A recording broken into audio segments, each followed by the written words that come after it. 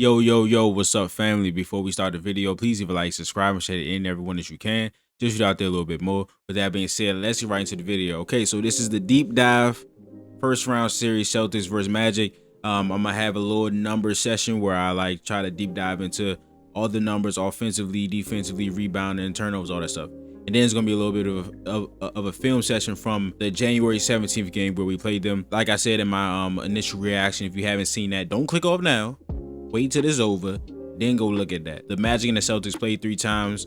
The Magic won twice, but no game where was both teams healthy. So the one I pulled from was the only game where we had Tatum. Of course, we won that game. So a little bit of a film session will be on that video, the second part of this video. But let's get to it. Oh, also, a lot of people ask me, I don't wear glasses.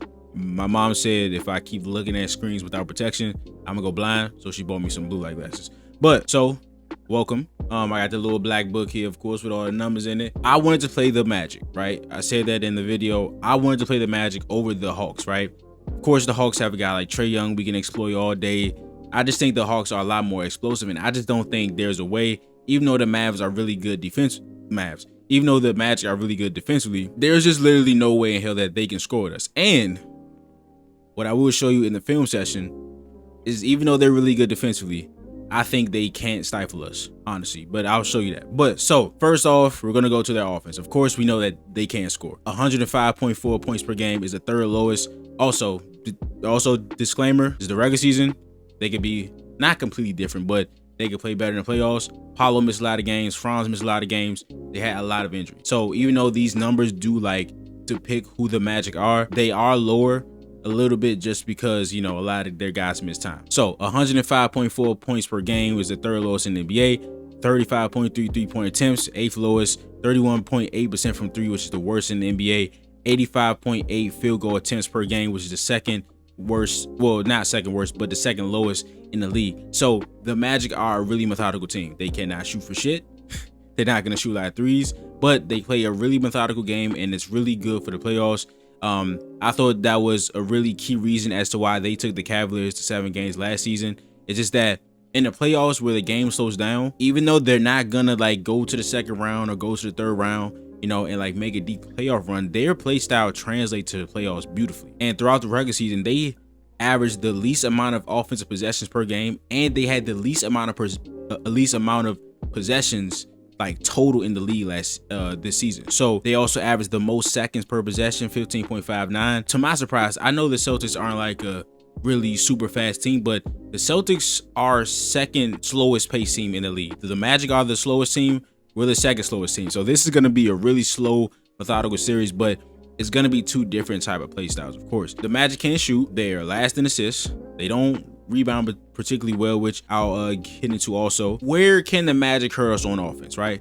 We know that Franz is a good player. We know that Paulo is a good player, even though he's not efficient. But where can the Magic hurt us?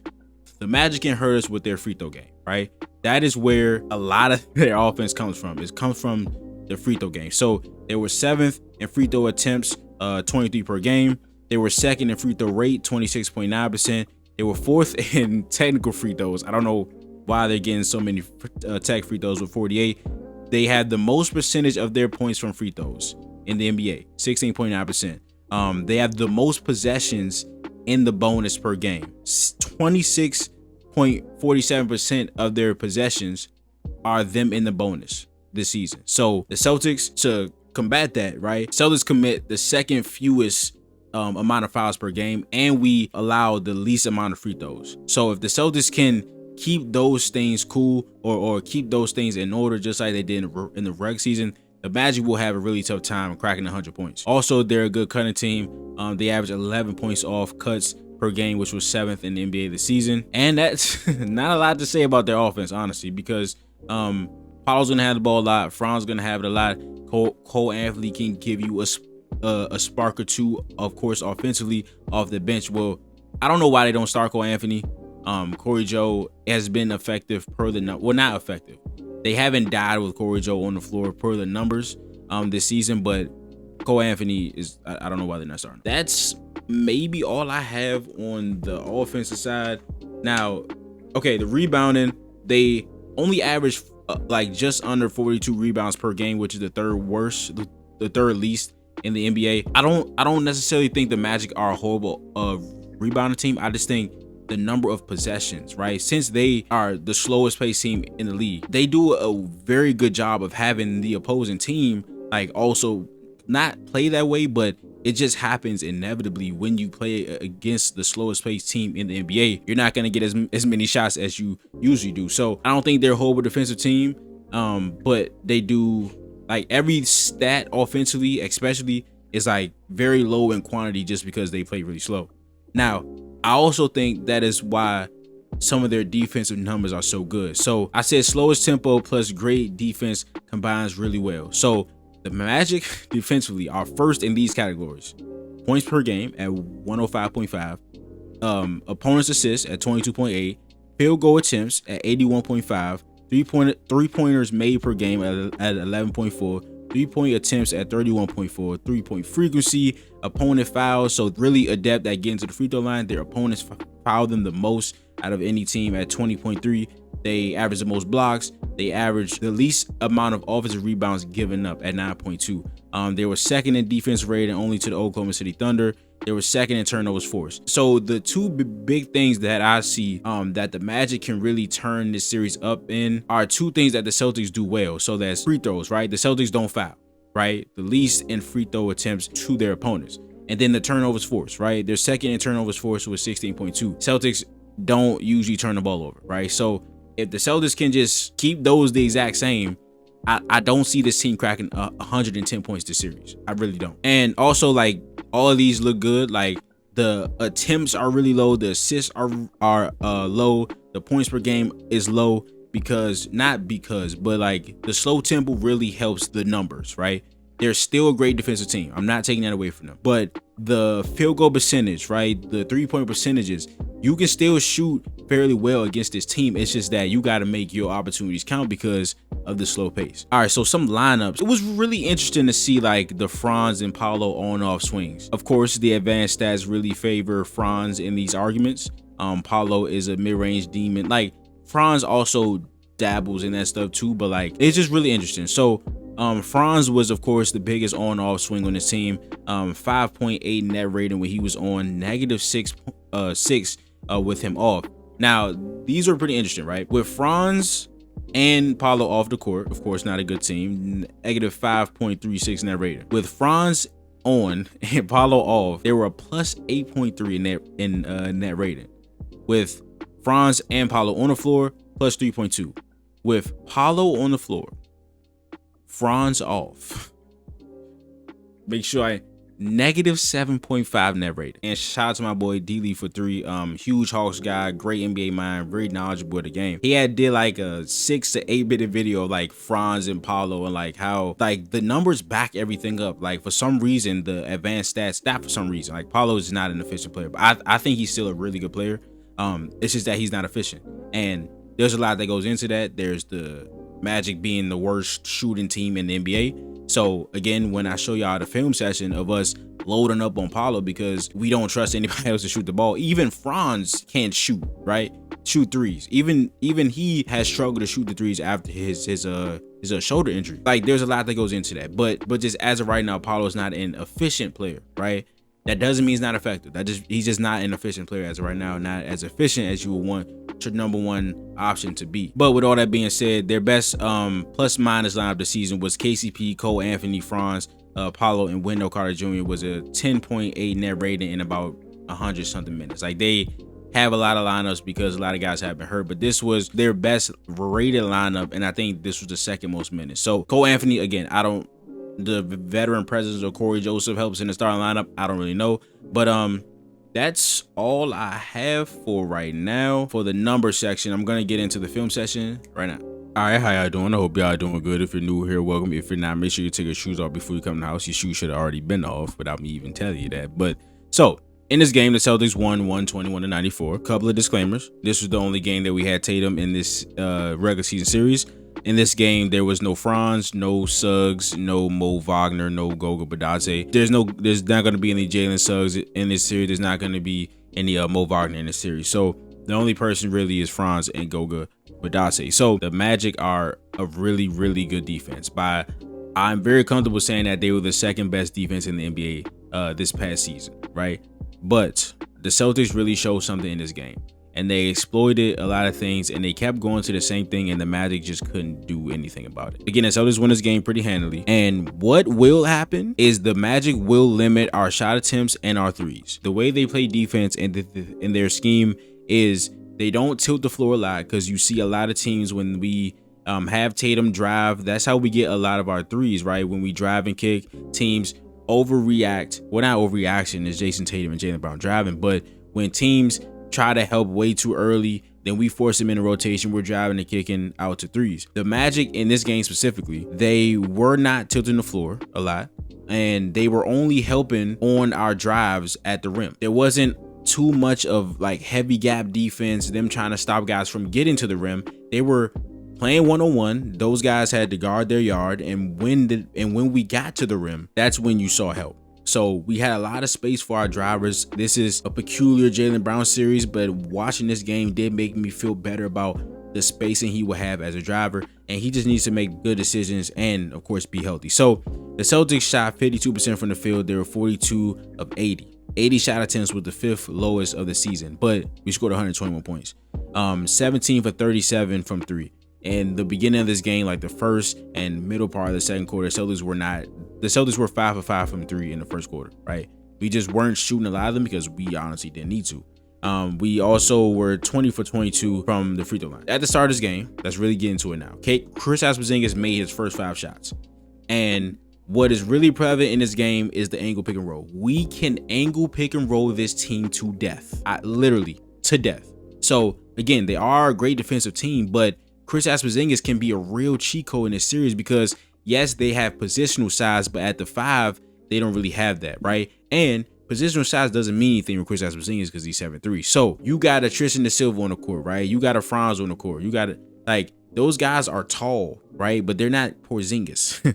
And then you have KCP out there who has great size for a 2-guard. He's not Porzingis, right? And then you're gonna have either Cole Anthony or Corey Joseph out there. They're not Porzingis. The Celtics, like the first couple of plays, just went to this drag angle pick and roll where after a missed shot, we got right into it. Here, KB does a nice job setting the screen, and then the angle at which he gets out of this shields Tristan da Silva. A nice pocket pass by Jrue Holiday for the layup. And here, if it ain't broke, don't fix it. Celtics go to that drag angle pick and roll. They just get the switch for Cole Anthony. Jrue flashes up. Give him, thank you. They just flashes up to get a better post entry, and he scores. All right, so also with the defensive scheme that I was talking about from the Magic, in this game specifically, again, this is a regular season game. They don't have Franz. Things could change in the playoffs. They could change their entire approach, but this is the game that I'm going off because that's the one that we were healthy in. Not helping on drives until they got to the rim, switching primarily, and not tilting the floor was majority of the defensive game plan in this game. And we've seen this all the time, where the Celtics, like with Tatum breaking down the pick and roll in his head and him torturing these bigs, whether they're switching, whether they're in drop. Jrue Holiday does a nice job on this, change the angle pick and roll for a second. He starts on this side, and Wendell Carter is just very slow to react to Jrue Holiday being on the other side. He's still sitting there, and Tatum gets a wide open pull up 3. All right, so here we got angle pick and roll between Derek White and Jrue Holiday. Try to get Cole Anthony on Jrue. Doesn't amount to anything, but oh wait, Kristaps Porzingis doesn't have a center on him. Well, it doesn't really matter because Carter Jr. is probably an inch taller than Tristan da Silva. Yeah, we can just do this, right? Kristaps Porzingis sees a matchup he likes. Just go seal. Seal, get as deep position as you can, and score the basketball. Okay, so this is what I was talking about between them staying home, their players having to guard their yard, them not helping until we get into the paint, right? Look at the spacing right now. Look at the paint. Look at the freaking paint right now. Now, this did get a little bit harder with Luke Cornett in the game. Like, he will be in the dunker spot here or right here. So what I would like them to do is how the Celtics usually space their non-shooting centers. Like, they'll park them in an area of the mid-range, or they'll put them right here at 3 so they can get into dribble handoffs a lot quicker. In this series, I think that will help with the drive lanes, of course, but just look at how much space, right? Nobody's helping. Nobody's in like heavy gap trying to help. We got Carter Jr. here on Kristaps Porzingis, right? He's up on Kristaps. Nobody is like actively helping in the gap, right? So Jaylen Brown's able to get a layup. All right, so here we are giving Kristaps Porzingis setting that screen, and they get the switch that they want. And again, it's just there's no aggressive help. There's no people running a double. There's none of that. You see Carter Jr. is shading over just a little bit, but he still has to tiptoe the 2.9 rule, right? So it's just like we're playing one-on-one. Okay, so again, this is a possession where the Celtics don't score, but this is just a phenomenal snapshot of how the Magic are going to play defense. Well, how they played in this game, right? Of course, they get switched up in the playoffs. It is what it is. Like, compare and contrast how the paint looked with Kristaps Porzingis on the floor, now with Luke Cornett, right? So as you see, Peyton Pritchard's going at Anthony Black 1v1. There's no aggressive help until we get to the paint. Now Luke Cornett is there. John Isaac is trying to shade over, making sure PP doesn't shoot the ball. Jaylen Brown gets it. Again, no aggressive gap defense, help defense. Jaylen Brown drives. Luke Cornett sitting right there. That means John Isaac is there to try to protect the rim, right? Jaylen Brown shoots a good contest. Again, like, this is the most perfect snapshot I could find. Like, a possession where the Magic play good defense. They have great defenders, but they're workable. Like, they workable. But then in the lineup with Luke Cornett, the spacing is just a little bit different. So if the Celtics can like have Luke either right here or right here in the dribble handoff area, and instead of being right here with a guy like John Isaac, who's a tremendous defender on the ball and as a help defender and as a rim protector, it can really help us. All right, so the Magic did this a lot in this game, and it seemed like an actual part of the defensive scheme. So in pick and rolls, that they would just have the tag man that would be in the pick and roll. You see Paulo right there in the corner, guarding Al Horford. As soon as he knows that a pick and roll is happening and there's a roll opportunity, he's just gonna come tiptoe the 2.9 rule. They bring that man over when they see a pick and roll, right? That was the majority of this game. They're not gonna like stay here and then when he rolls, they come over. No, they premeditate this. They do this early so that they can already be there, and it might deter a pass into the paint. The Celtics still in a running as they do another pick and roll. You see Paulo getting back in when he sees that there's another pick and roll opportunity happening. Tatum gets it to Luke in a short roll, and now we have an advantage, right? We got Al Horford open in the corner. He's able to drive that closeout, and Celtics get fouled. Now on the defensive side of the ball for us, you can just see how we're playing. So you've seen how the Magic play us with the amount of space that we have with our drivers. They respect our shooting.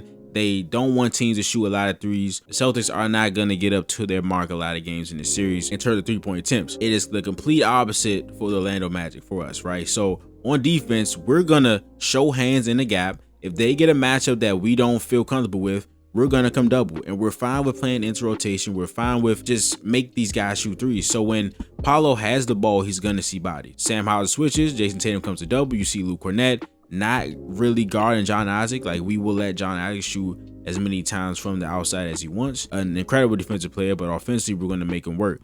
And the Celtics are able to double. Paulo sees three guys. We're allowing them to shoot these catch and shoot threes. The worst catch and shoot percentage team in the league, which is not a surprise being that they're the worst percentage three-point shoot team in the league. And Tatum does a nice job. You see Luke still right there. So if Paulo spins, Tatum has that. Now Tatum ends up making a dumb foul. Well, I mean, maybe it wasn't a foul, but Tatum reaches. But that's just like how the Celtics should play this in the series. All right, so I talked about like them switching everything, like especially with John Isaac at the 5. They can really switch. This was one of the things that I saw. I don't think this play ended up in the score, and I don't think Tatum did anything with this, but with the switching, there's a couple ways we can manipulate that and just get them a little bit off balance and not have their switches as crisp as they usually are with this well-coached Orlando Magic team. You see Luke Cornett right there, right? He does a phenomenal job at screening, but he also does a great job at getting in and out of screens really quickly. So when he comes up the screen, you're going to see John Isaac prepare to switch. He's going to come up, he's going to slow down, he's going to plant his feet and prepare to switch. While that's happening, Luke Cornett fires out of this. This creates sort of a drop coverage right there, right? Which is something they don't usually play. But since Luke Cornett got out of the screen so quick and Tatum drove as he rolled, this creates a little bit of drop. We got Anthony Black Tatum had a step on him. He elects to step back and shoot the 3. But I think that's something that the Celtics can do to combat the switching defense for the Magic. In this series, right, we are fine with this. The Magic went 5 for 32 from 3 in this game. 5 for 32, right? So we're going to let them do this. Now, if there's a game where we're starting the fourth quarter and they're shooting 45% from 3 and they've actually taken attempts, they're 45% on 30 attempts, and we're going into the fourth quarter, maybe we change it then. But look at what Paolo has to deal with. Paolo and Franz are going to get this treatment, right? Caleb Houston is a solid shooter. Anthony Black is still a development shooter. Trevin Queens is a development shooter. John Isaac, we know, isn't the greatest shooter. And Paolo's going to see this because we don't trust these other guys. And that's kind of what Atlanta was doing. Their game where Paolo didn't have the greatest scoring game. Anthony Black scores here, but this is just how the scheme should look for the Celtics in the series. And in the most recent game that we played against the Magic, we had our G League special team in.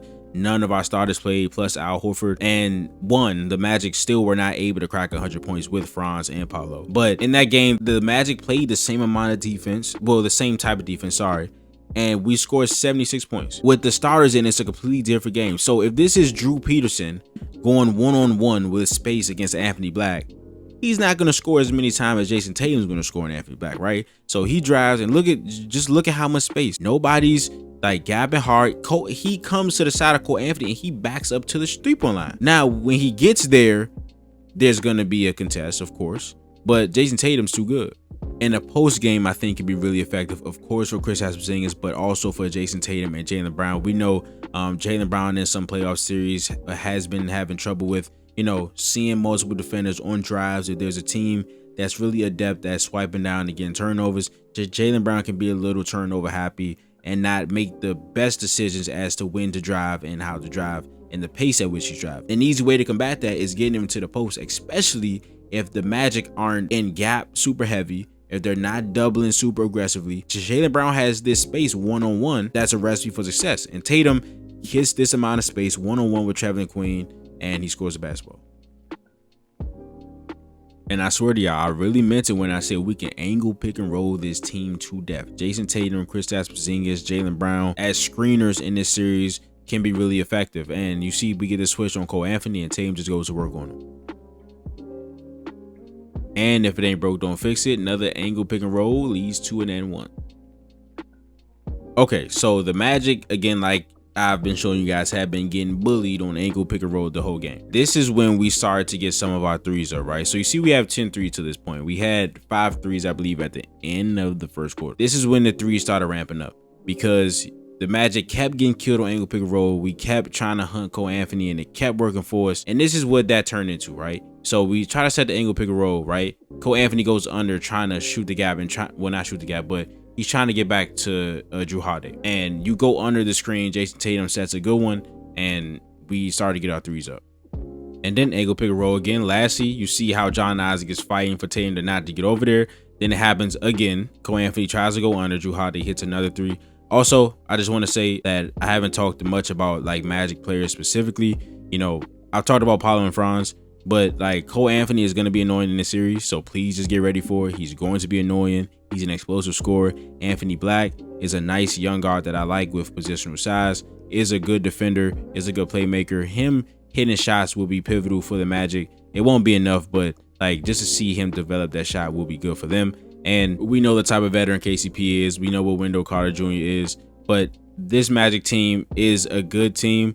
They just cannot score with us. Like they can't. They put up 120 points against the Hawks, right? But no offense to Hawks fans and the Hawks organization, but that is the Atlanta Hawks. They're not the Boston Celtics, right? These are 2 great defensive teams. Orlando is the second best defensive team. Celtics are what, 5th or 6th? So they can't score, and we're a good defensive team. That's the difference. People were basing their opinions off of our series based on a Hawks game. Now, again, no offense to the Hawks. They're really hurt Jalen Johnson, Clint Capella, you know what I'm saying? But we can't base that off that, right? The Hawks, we're a much better defense than the Hawks. It will be really tough for Orlando to score with us in the series, man. But that is a video. If you enjoyed it, please leave a like, subscribe, and share it in everyone that you can. Just shoot out there a little bit more. And I will see you guys in the next video. This is Nick. Peace.